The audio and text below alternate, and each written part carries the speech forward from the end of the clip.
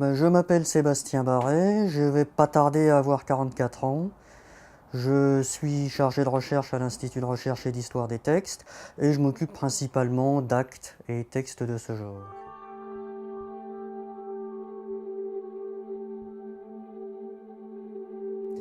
La diplomatique, en quelques mots, c'est la science que certains appellent auxiliaire qui aide à comprendre, à analyser et à critiquer les actes, ce qu'on appellerait aujourd'hui les actes juridiques publics ou privés, à les comprendre, à les insérer dans une société et à permettre d'en tirer le meilleur parti historique et socio-historique, par exemple.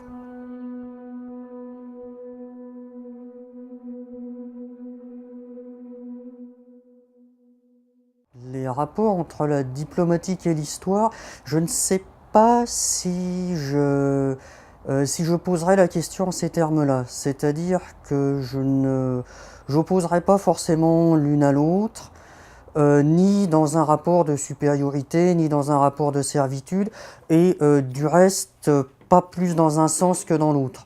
C'est-à-dire que je ne considère pas la diplomatique comme une espèce de servante d'une histoire plus prestigieuse, mais je ne considère pas non plus la diplomatique comme une espèce de, disons, science véritablement fondamentale par rapport à une histoire qui serait quelque chose de plus léger ou je ne sais quoi.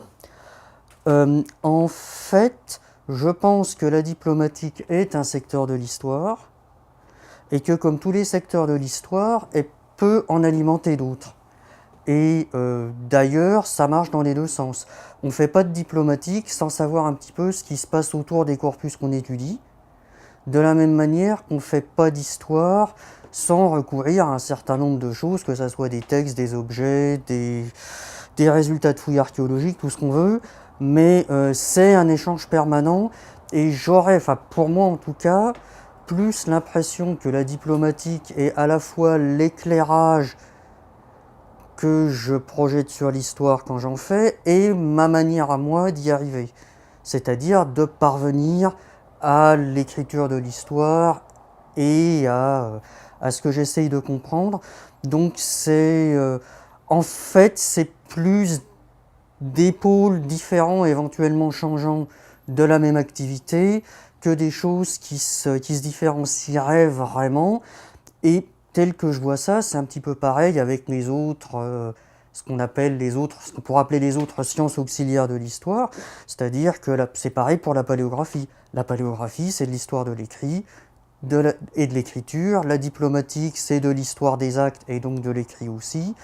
Et en fait, tout peut servir à s'éclairer l'un l'autre. Il y a une plaisanterie qu'on a assez souvent avec un collègue, qui est de dire que finalement l'histoire de l'art peut aussi bien être une science auxiliaire de la diplomatique que l'inverse, par exemple. Ce qui évidemment ferait hurler tous les spécialistes concernés si c'était dit sérieusement. Heureusement, c'est pas dit sérieusement. Mais moi je verrais ça comme ça.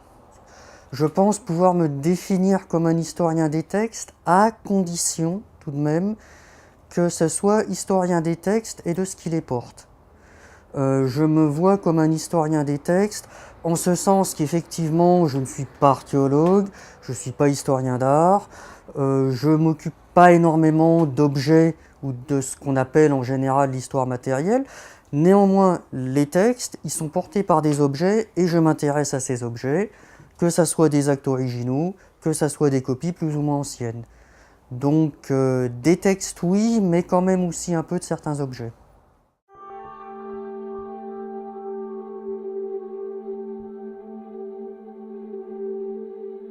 Alors je ne sais pas si le métier que je fais se trouve à mi-chemin entre l'historien et l'archiviste, disons de manière générale.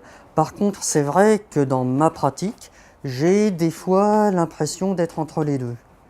Alors peut-être parce que, de par ma formation initiale à l'école des Chartes, j'ai été sensibilisé aux questions d'archives, alors de manière assez générale. J'ai pas de formation technique d'archiviste, ni même de formation d'archiviste en tant que tel. Néanmoins, c'est quelque chose dont j'ai beaucoup entendu parler, sur lequel j'ai été amené à réfléchir.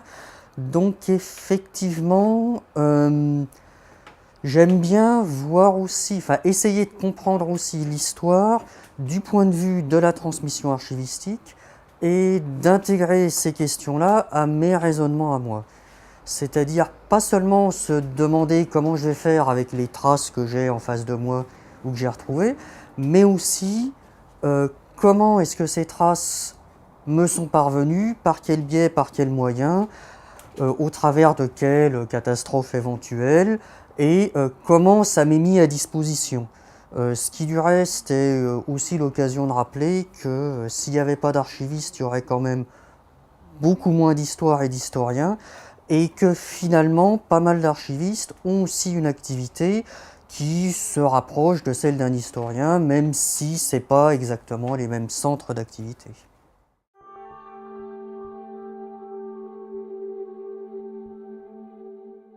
Alors un acte royal, c'est un document écrit par lequel un souverain, le roi de France par exemple, fait connaître une décision qu'il a prise, ou prend la décision, on peut en discuter, mais c'est assez secondaire.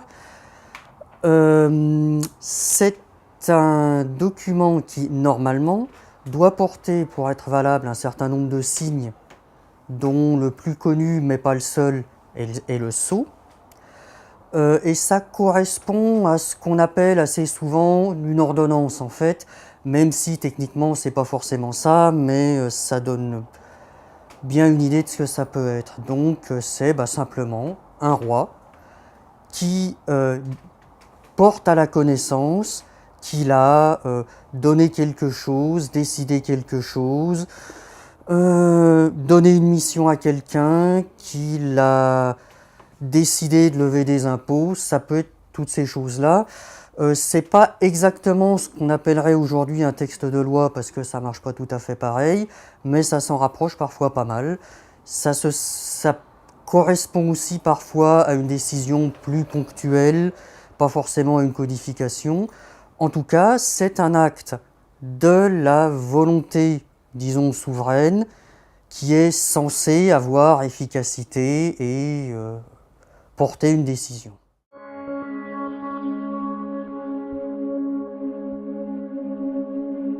Alors, étudier un acte royal, bon déjà, ça dépend de quel acte royal, de quelle époque et de quel contexte. Ça veut dire, à mon sens, tout d'abord, étudier la manière dont une certaine voix dans la société d'une époque se fait entendre.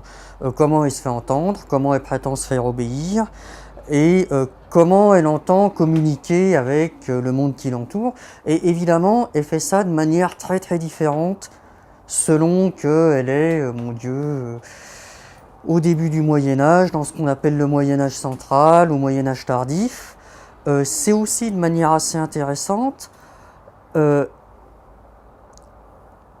étudier un document dans le cadre d'une transmission qui n'est pas du tout la même, enfin qui n'a pas les mêmes conditions selon l'époque à laquelle on se trouve.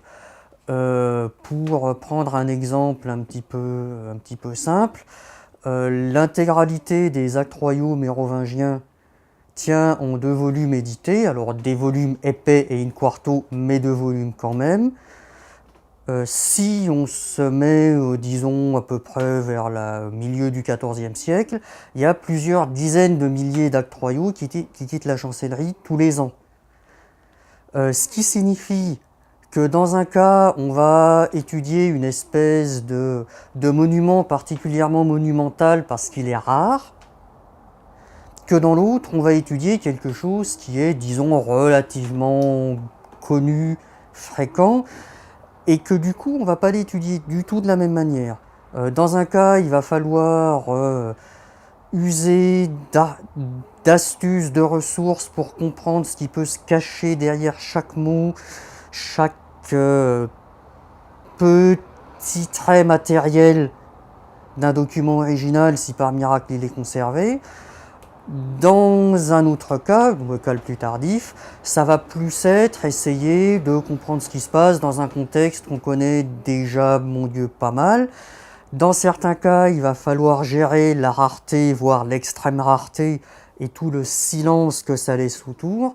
et dans un autre cas, pour ainsi dire, une rareté moins grande et finalement le bruit que cette rareté génère, que cette moins grande rareté génère autour du document concerné.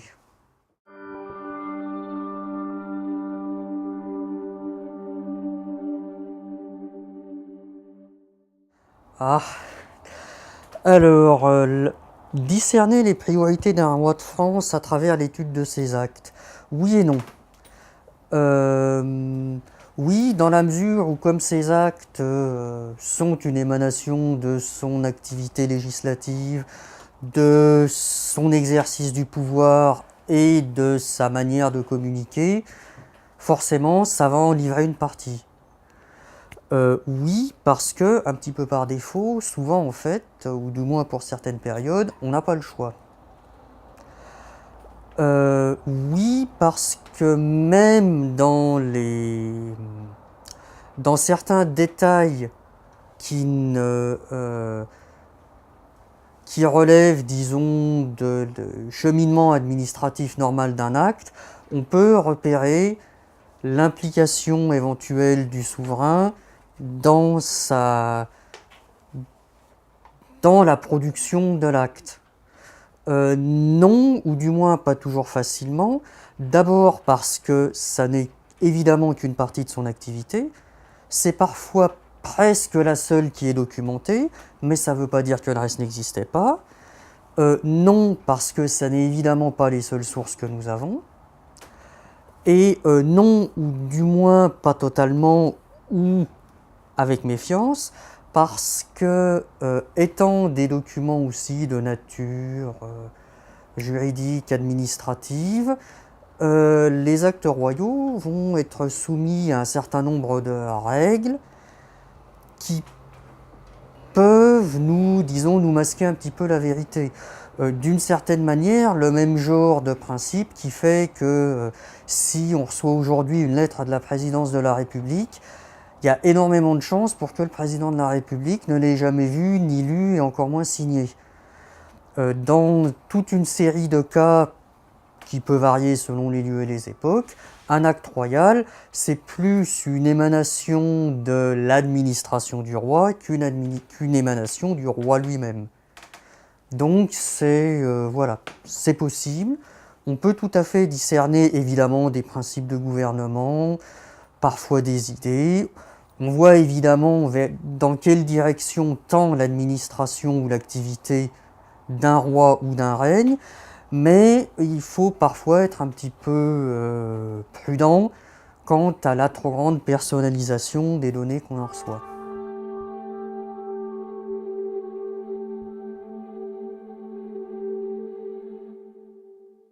Un acte privé, à la base, c'est un acte juridique passé entre deux particuliers, disons hors de la sphère de la puissance publique, ou du moins sans que la puissance publique ne soit une des parties prenantes, même si elle peut, dans un certain nombre de cas, le garantir. En gros, ce qui correspond à une vente entre particuliers, à une donation entre particuliers, à un contrat de mariage, ce genre de choses.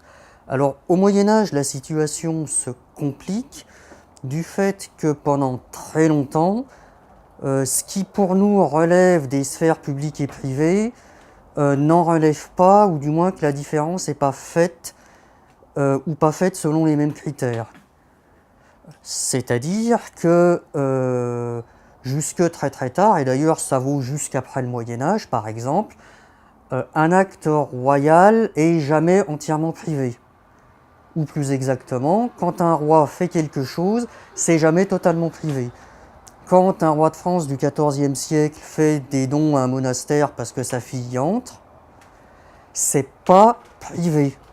Parce qu'il n'y a pas cette séparation que nous connaîtrions aujourd'hui, enfin théoriquement du moins, entre les fonctions et les personnes, et les impôts et la caisse privée de quelqu'un qui exerce une fonction.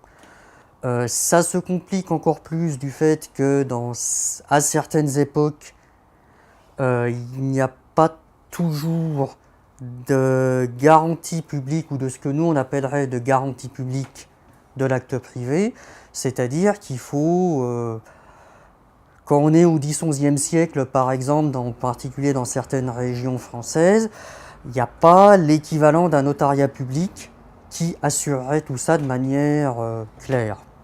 Alors, après, à partir des XII-XIIIe siècle, ça revient, tout ça c'est très bien.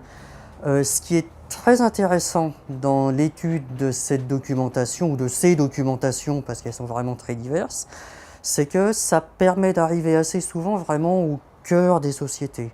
C'est-à-dire là, du coup, on parlait d'acteurs royaux avant, plus forcément de ce qui se passe à des niveaux de décision ou de prestige relativement élevés, mais aussi de ce qui se passe entre des particuliers ou ce qu'on suppose être des particuliers parce qu'on ne le sait pas toujours. Il y a beaucoup d'époques où ça permet d'approcher la vie quotidienne de manière assez immédiate, parce qu'on parle d'objets, parce qu'on parle de champs, parce qu'on parle de revenus, parce qu'on parle de mariage, parce qu'on parle d'enfants, parce qu'on parle de décès. C'est par exemple une source absolument merveilleuse pour essayer d'approcher ce qu'on appelle les realia, c'est-à-dire l'histoire des objets, des choses, et de la manière de les désigner, parce que comme soit on inventorie, soit on donne, soit on vend des choses qui existent et qui sont là concrètement, faut bien en donner une idée dans l'acte. Et ça donne vraiment, encore une fois, accès à des pans très très larges de la vie sociale.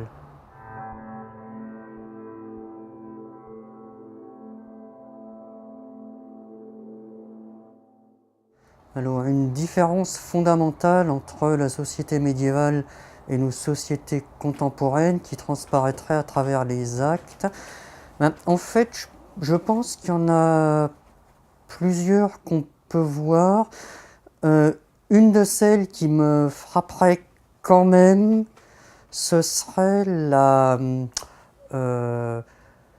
d'une part, la relation au langage et notamment au langage écrit.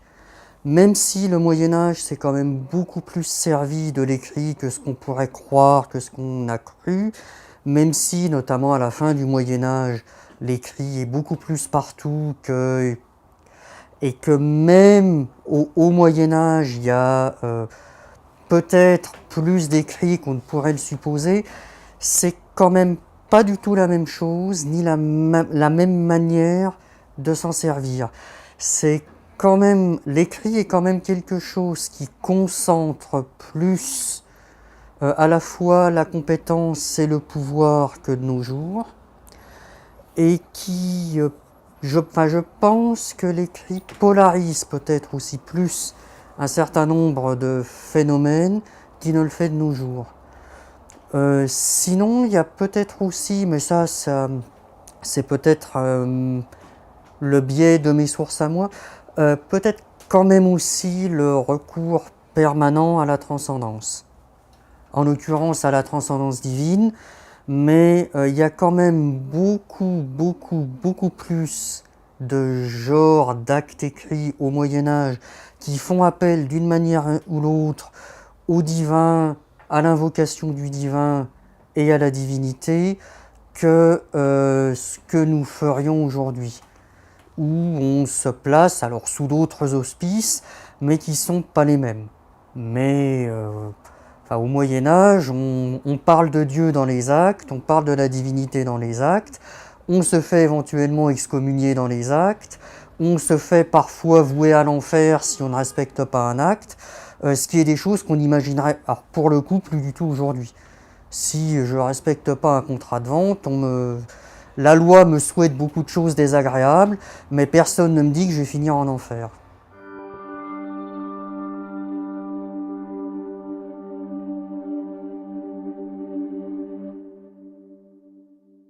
C'est une discipline qui a pas mal évolué, dont pas mal d'évolutions ont donné des résultats très intéressants. Ceci étant, ça dépend évidemment de ce qu'on entend exactement par discipline surannée ou pas surannée, parce que ça peut aussi avoir un certain charme. Et ce qui est assez intéressant dans ce cadre-là, c'est qu'un certain nombre de ces évolutions les plus récentes notamment liées à l'informatisation et à l'utilisation des technologies numériques, tendent à la faire revenir parfois en partie à ses amours positivistes premières, si j'ose dire, alors sans que ça soit du tout péjoratif de ma part, mais c'est-à-dire que l'ordinateur permet de faire vite, mieux et bien un certain nombre de choses que je crois Mabillon et ses successeurs des 19e, 20e siècles auraient aussi bien aimé faire. Ce qui, du coup, m'amène à dire que finalement, le problème est un petit peu plus compliqué que juste de savoir si c'est vieillot ou pas, parce que finalement, les évolutions les plus avant-gardistes peuvent très très bien se retrouver assez intimement liées à des problématiques qui, mon Dieu, sont elles déjà assez vieilles. Alors, le numérique et la diplomatique, ou les technologies numériques et la diplomatique, ça c'est un sujet assez vaste et assez intéressant, parce que à la base, ce sont deux secteurs qui s'entendent très bien. Ceci, je pense, pour pas mal de raisons, dont certaines sont plus incidentes que d'autres, pour ainsi dire. D'abord, la diplomatique se sert de documents d'archives, donc de documents qui sont conservés dans des archives, et donc qui ne sont pas toujours d'un accès directement évident. Ça, je crois que c'est un premier point et qui en fait a été très important dans le développement des choses, c'est que ça a été un progrès considérable de pouvoir disposer de photos numériques de documents issus des archives de France entière et du monde entier éventuellement, pour pouvoir travailler sur son ordinateur. C'est pas possible avec tout, mais c'est possible avec de plus en plus de documentation. Et comme nous avons tendance à travailler plus avec beaucoup de petites unités qu'avec peu de grosses unités, c'est évidemment très important, parce que ça permet de limiter les tours de France des archives départementales, par exemple, même si ceux-ci avaient leurs avantages aussi, hein, sans aucun doute. Donc ça, c'est un premier point, c'est que comme on se sert beaucoup de documents souvent pas édités, ça nous a... Enfin, on a tout de suite senti l'intérêt des technologies numériques, ne serait-ce que l'intérêt pratique. Ça, c'est une première chose. Ensuite, la diplomatique telle qu'elle a été conçue, notamment par Mabillon à la fin du XVIIe et par beaucoup de ses héritiers, c'est aussi beaucoup basé sur la critique du faux, donc sur l'établissement des critères du vrai qui sont établis en mettant en série un certain nombre de choses, d'aspects textuels, graphiques et matériels, afin de savoir ce qui est la règle et du coup ce qui peut en sortir. Par exemple, qu'un acte royal de telle époque pour tel roi, ça doit ressembler à ceci et à cela, et pas à ceci et à cela. Or, c'est cet aspect, je pense, de mise en série qui fait que la diplomatique et le numérique se sont aussi très vite très bien entendus, parce que ce que permettent justement les technologies numériques, c'est de gérer du nombre, c'est de gérer de la série et de gérer, disons, de la donnée. Alors pas du big data, parce qu'on n'est en général pas sur ces ordres de grandeur, mais encore que, mais quand même beaucoup de données en même temps. Si je peux prendre un exemple personnel, quand j'ai commencé à travailler sur les préambules des actes de Jean II, j'ai assez spontanément vu l'intérêt de monter une base de données à l'époque, parce que justement je savais que j'aurais beaucoup de fiches, et que beaucoup de fiches c'était plus pratique à avoir d'abord matériellement en forme numérique, et qu'ensuite je me suis aperçu après que c'était beaucoup plus facile de les exploiter avec des requêtes. D'autre part, les technologies numériques permettent aussi des exploitations statistiques poussées, alors dont moi je ne suis pas un spécialiste, mais dont il existe des spécialistes qui obtiennent des résultats très intéressants et qui ont, encore une fois, tendance à beaucoup se baser sur la mise en série et l'identification de ce qui est cohérent et de ce qui sort de certaines cohérences statistiques. Donc effectivement, la diplomatique et le numérique s'entendent très bien. Ceci aussi parce que la diplomatique, c'est pas seulement, enfin c'est des images, c'est des critères, mais c'est aussi des textes, et que le développement de ces technologies permet par exemple de faire de la linguistique de corpus, ce qui évidemment est extrêmement intéressant. Il ne faut pas oublier qu'une des toutes premières bases de données, qui est la base de données des documents originaux français d'avant 121, qui a été porté pendant des années par l'Artem de Nancy d'heureuse mémoire, était au départ un projet d'exploitation linguistique, qu'il s'agissait de vocabulaire. Et que c'est un projet qui remonte qui a commencé avec des cartes perforées. On a vu très très vite l'excellente communication que les deux disciplines pourraient avoir justement par le biais des technologies qu'on appelle aujourd'hui numériques.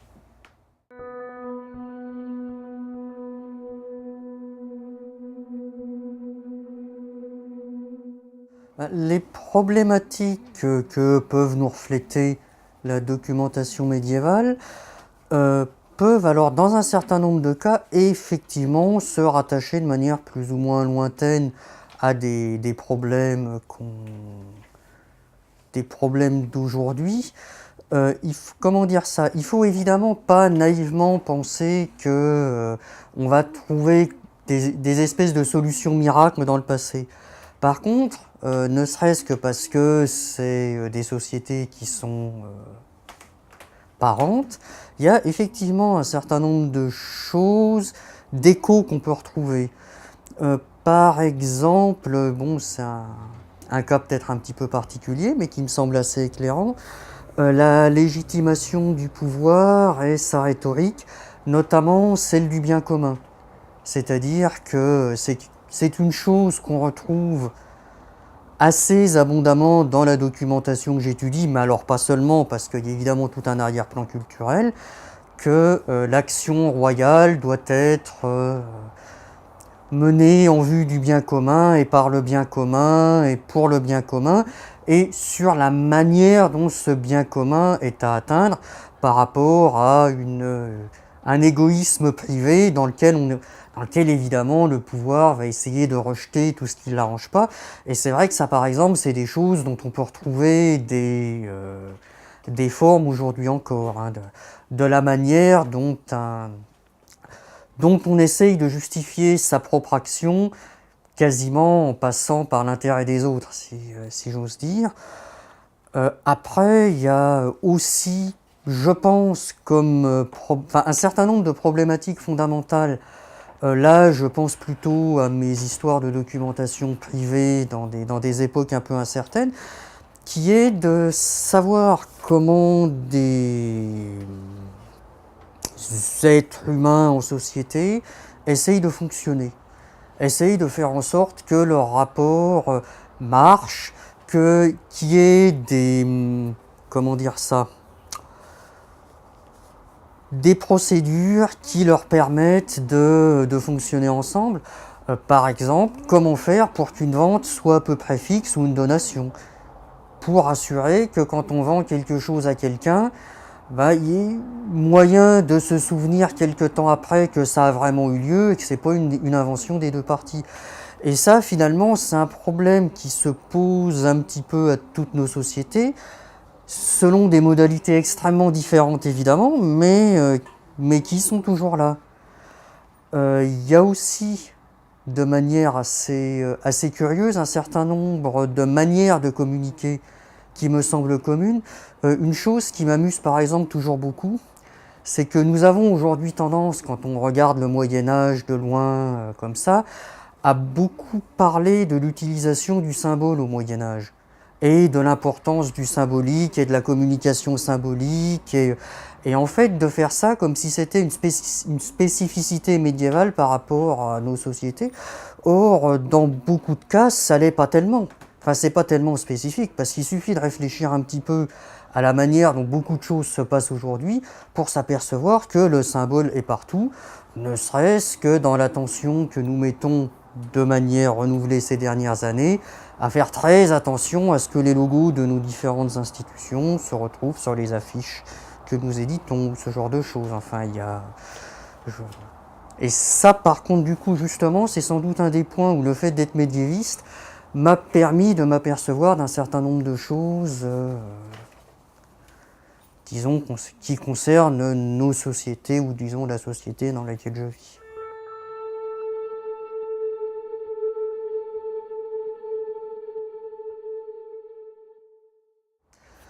Alors, Cluny, c'est un monastère, enfin c'était un monastère, qui se situe en Bourgogne, en Saône-et-Loire plus exactement, c'est pas très loin de Mâcon.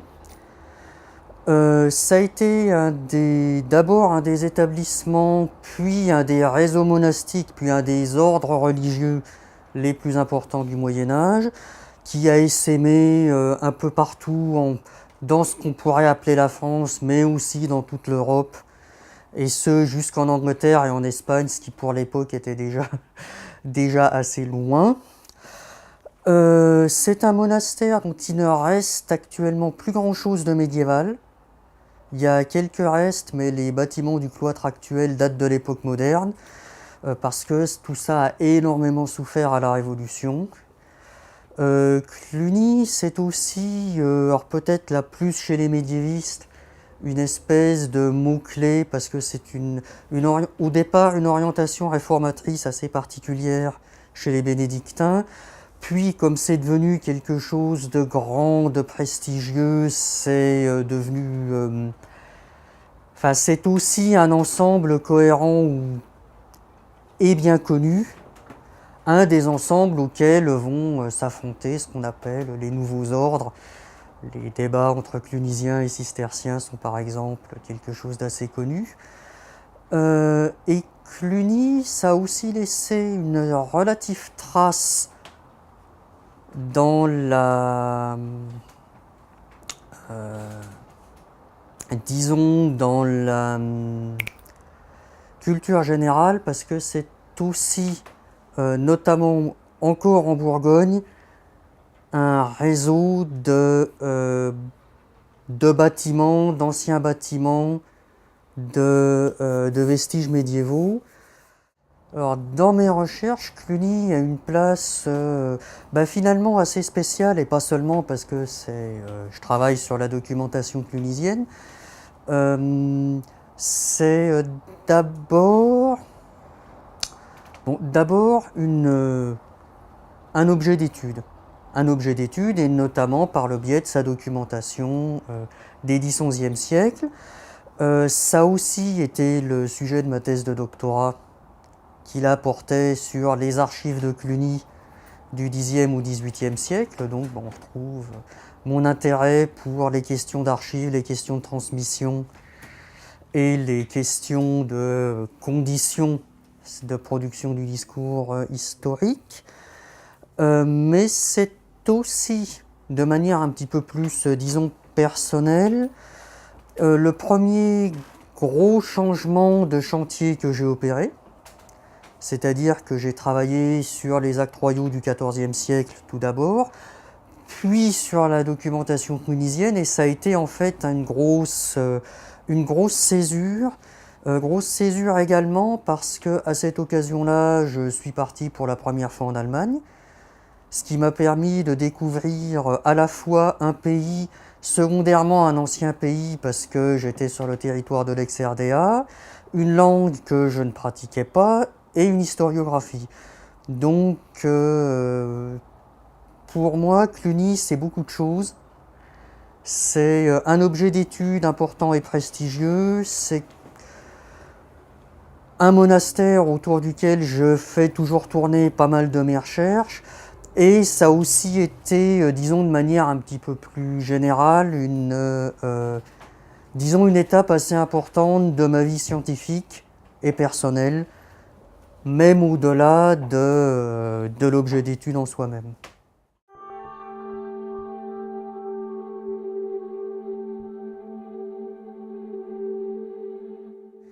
Alors la paléographie, en fait, c'est un terme un petit peu piégé, ou du moins qui est utilisé de manière diverse. La paléographie, c'est la science des écritures anciennes et leur analyse, qu'il ne faut pas réduire, comme on le fait assez souvent, à simplement la manière de les déchiffrer.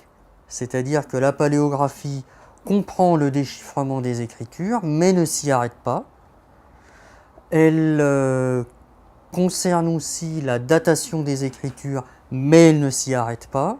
En gros, c'est l'histoire de comment on écrit, pourquoi, avec quel geste, dans quel contexte culturel. Enfin, c'est quelque chose d'en fait extrêmement complet. La diplomatique et la paléographie sont liées de manière assez intime pour plusieurs raisons. Bon, d'abord parce que dans son aspect de déchiffrement, la paléographie est évidemment l'accès premier du diplomatiste aux actes qu'il utilise. Parce que quelque part, il faut bien les avoir lus à un moment quelconque. Y compris si c'est pas celui qui les exploite et que c'est un de ses collègues qui les a édités, il faut avoir lu les actes, il faut avoir lu les documents dont on parle, ou il faut que quelqu'un les fait. Et ça a nécessité de déchiffrer donc une partie de la paléographie. Ceci étant, ça va plus loin parce que l'analyse de l'écriture des actes peut aussi beaucoup nous renseigner sur les actes concernés en tant qu'objet. Ça permet éventuellement de distinguer les faux, quand l'écriture est parfaitement aberrante pour une époque donnée. Ça permet aussi, et c'est je crois un aspect assez important, de voir quel registre d'écriture est employé à certains moments et pour certains documents. Par exemple, si on essaye d'imiter tel ou tel type d'écriture pour donner telle ou telle impression. Je peux essayer de donner un exemple, ça va être un petit peu long parce qu'il faut remonter à des choses. Il y a des périodes où un certain nombre d'actes royaux, puisqu'on en parlait tout à l'heure, ne sont en fait pas du tout établis par le roi, par ses services ou par sa chancellerie s'il y en a une, mais par les bénéficiaires, en général ecclésiastiques, des actes concernés.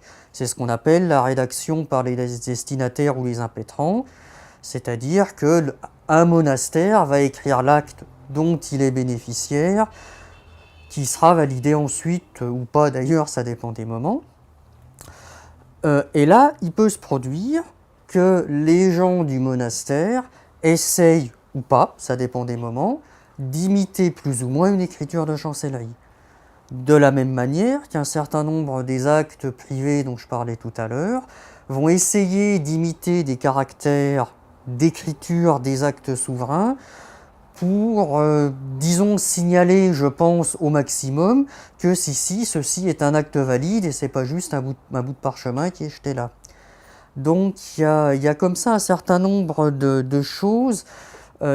Une écriture, une forme d'écriture donnée peut aussi être une espèce de code social et culturel dont il est fait usage à certains moments.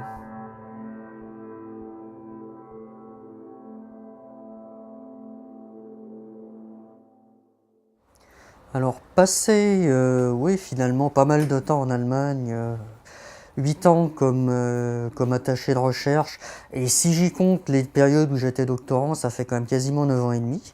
Donc c'était effectivement une grosse période de ma vie. Alors ce que ça m'a apporté, ça a été de manière immédiate la découverte, et personnelle, la découverte d'un pays et d'une langue, parce que je parlais pas allemand avant d'y avoir été. Ça m'a permis de découvrir une historiographie, alors directement et indirectement, parce que j'ai été en contact avec les pratiques historiographiques allemandes, du moins du centre où j'étais, mais de toute façon, le simple fait d'apprendre l'allemand m'est vraiment rentré comme une espèce de coup de poing dans les yeux quand je me suis aperçu de tout ce à quoi ça me donnait accès pour ma discipline, parce que il y a une tradition de diplomatique médiévale allemande qui est énorme, enfin allemande et d'ailleurs germanophone, parce que faut pas oublier les Autrichiens dans cette histoire-là. C'était une période alors personnellement importante, parce qu'en plus de ça, j'y ai découvert des méthodes d'approche historique assez fortement influencées par la sociologie, en l'occurrence la sociologie des institutions, qui n'était pas du tout dans mes traditions de recherche à moi, enfin, et pas celle à laquelle j'avais été formé. Je crois que ce qui était intéressant aussi, et qui du coup est au-delà de mon cas personnel, je pense, toujours intéressant quand on va pour une période plus ou moins longue, un petit peu faire son métier ailleurs qu'en France, c'est qu'on voit fonctionner un système de recherche qui est organisé d'une manière différente que celle qu'on connaît, ce qui permet du coup de mettre ce qu'on connaît un petit peu plus en contexte, ou de voir à la limite un petit peu mieux comment il fonctionne.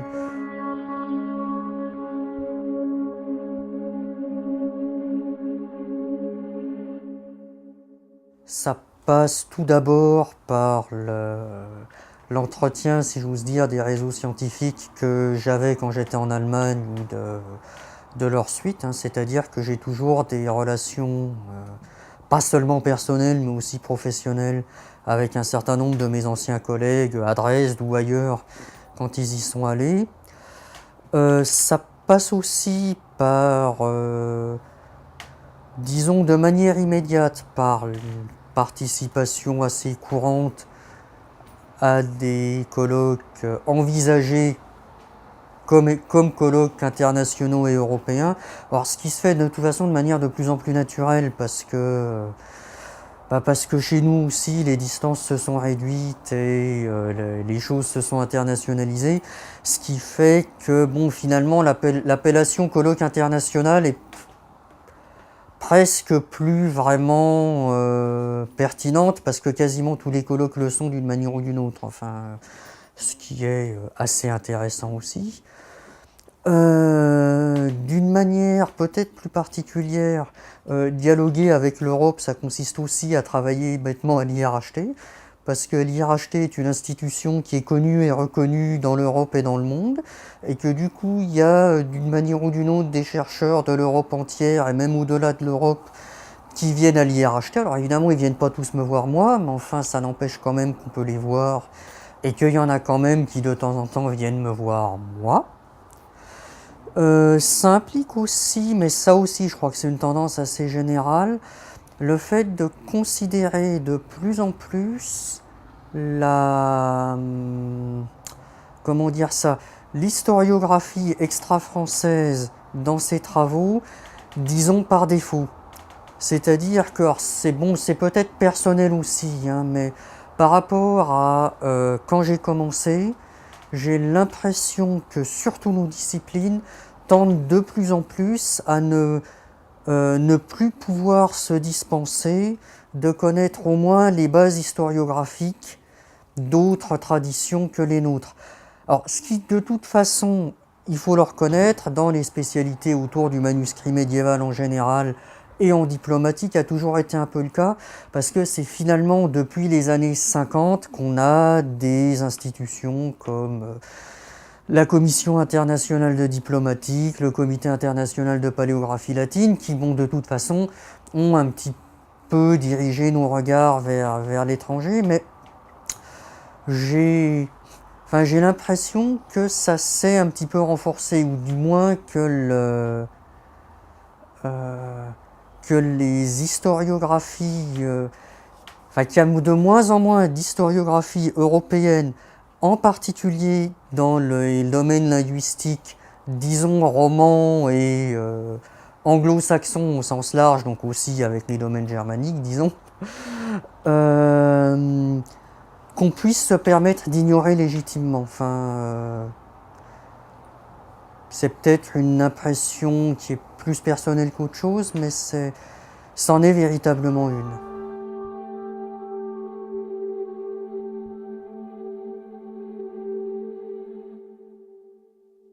L'avenir de la recherche et comment je le vois. Alors, je ne sais pas si je le vois très bien en fait, parce que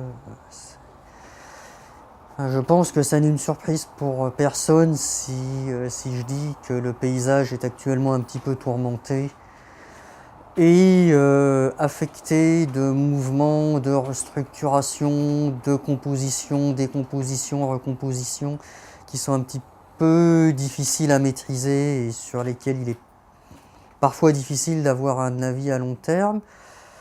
Je crains de rester assez partiel et indécis. Ce que je peux dire, c'est que pour le moment, j'ai l'impression qu'il y a une espèce de... comment dire ça, de tendance à vouloir recomposer des choses sans en avoir forcément toujours les moyens et à peut-être se faire un peu trop court-termiste. Enfin, je sais bien que c'est un gros cliché dans nos domaines notamment de déplorer la diminution progressive de la légitimité des projets à long terme et de se plaindre que de plus en plus on n'a plus que des projets à 3-4 ans et que c'est pas possible. Malheureusement, je crains que dans pas mal de domaines, ça ait effectivement vraiment beaucoup d'inconvénients. J'ai notamment l'impression qu'on manque un petit peu de réflexion sur le fait que à vouloir à tout prix mener la recherche à à travailler sur projet, on ne finisse par la mener à ne travailler que sur des choses dont elles connaissent déjà les résultats. Parce que, je suis désolé, mais il y a bien des domaines où si on veut monter une demande de financement qui ait l'air vraiment convaincante, on finit par être obligé de se douter un petit peu de ce qu'on va trouver à l'avance, parce que sinon on est obligé de dire on va faire quelque chose et on verra bien, et évidemment c'est moins convaincant que de dire on va faire ça et on trouvera ça et on trouvera ça. De la même manière, alors je comprends bien qu'on ne peut pas passer non plus toute sa vie à dire donnez-moi de l'argent et vous verrez bien, mais en même temps, il faut bien admettre aussi des fois qu'un résultat négatif, c'est aussi un résultat. Moi, j'ai appris à l'armée qu'un compte-rendu négatif était aussi un compte-rendu. Finalement, ça peut être, au moins dans certaines conditions, aussi le cas pour la recherche.